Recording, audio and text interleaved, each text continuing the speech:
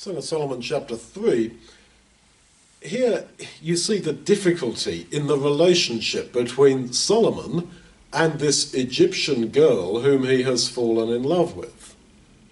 He was not supposed to marry unbelievers, certainly not those from Egypt, which represents the world. And she's finding it difficult to be in Jerusalem, in Israel, with Solomon. And she says about him, I held him, and I would not let him go until I had brought him into my mother's house, into the room of her who conceived me.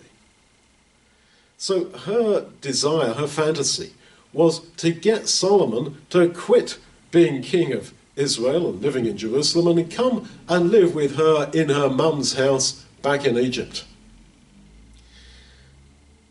You see that unless you run relationships God's way, they don't work.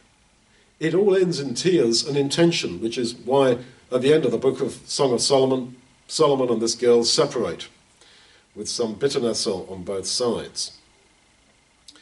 Solomon had warned in Proverbs chapter 7, at the beginning of his reign, which is exactly when this is happening, that the Gentile woman will want to bring you down into the house of destruction. So keep away from her. But here he is involved with a woman, a Gentile woman, who says, I will not let you go until I've brought you down into my mother's house in Egypt. It's a spectacular example of somebody understanding what they should do, teaching it to other people, but then not doing it themselves, and in a spectacular way, actually doing the very opposite. You and me have got the same nature, and these things are written for our learning and for our warning. We also read the scriptures, we see and perceive how we should live, but we've got to put meaning into those words. We say we believe the Bible is the word of God, and so it is, but if it is for me, he says this, I must do it. And here's a question.